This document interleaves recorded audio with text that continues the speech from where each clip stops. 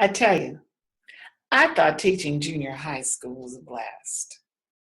I thought having, let's see, 5 classes a day, at least 30 students per class, that's 150. Interacting with 150 kids every single day, except summers, weekends, and holidays, for 7 years. That was enough to turn my hair gray. I think about some of the funny things. I remember I sponsored the newspaper, and there were 2 girls, one named Amy and one named Kate. And they were they were wicked smart, but they were big competitors, and they were 7th graders. And they were full of all of the 7th grade bravado and angst at the same time. And I remember I was out on, wasn't maternity leave, but I was out for some reason. And when I returned to work, I had a note on my desk, and it was from Kate.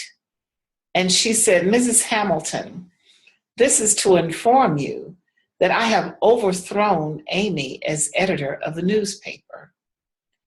I hope that's okay with you." And I sat there at my desk and I just kind of chuckled, and I said, well, I wonder how Amy feels about that. And right at that moment, Amy walked in, and she was red in the face, freckled, red-haired girl. And she said, "Mrs. Hamilton, Kate has tried to overthrow me as the editor." And I said, "Well, Amy, what's your reaction? I haven't been here. What's going on?" And she said, "Well, she's just a power grabber. And now she wants to grab the editorship, and I'm not going to let her.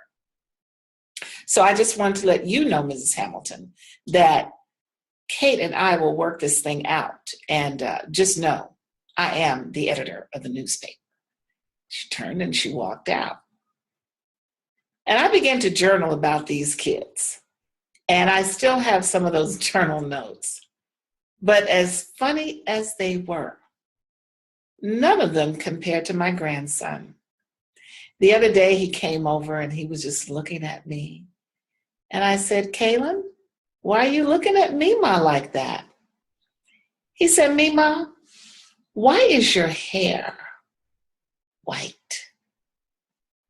And I said, "Well, why do you think it's white?"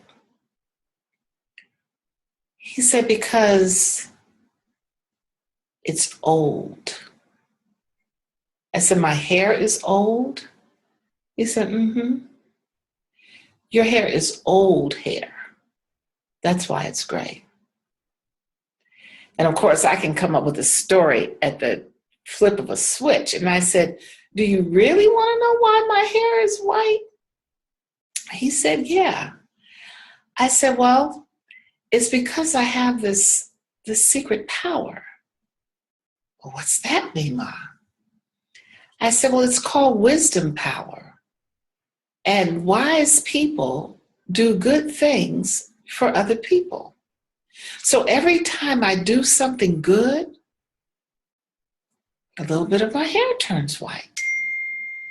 And he moved in closer and he said, "Mima, have you done that much good?"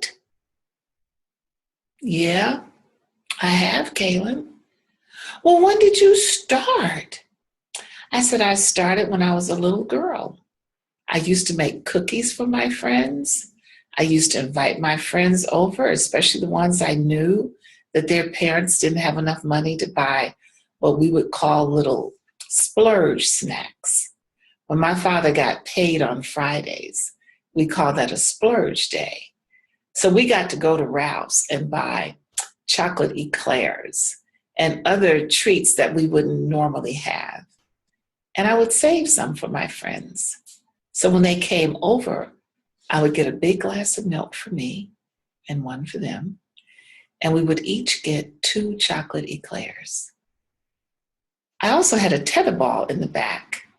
And my tetherball was cemented, and the pole was actually cemented in the concrete. My aunt owned the property, and she let my father pour concrete. So I had a tetherball that was the same quality as the ones on the playground. So I would invite friends over, and I would let them play before I would play. So he kept looking at me, and he said, wow. He said, so all that white is because you did good things for other people? I said, yeah. He said, did it hurt? I said, no, it didn't hurt, Kaylin. I said, in fact, every time one of my strands of hair turns white, I actually get this little tingling, happy feeling that I just can't control. I said, like butterflies in your stomach. And he said, oh. He said, does it feel good? I said, it feels really, really, really good. And he says, you know me, Mom? I want my hair to turn white. Wisdom from children.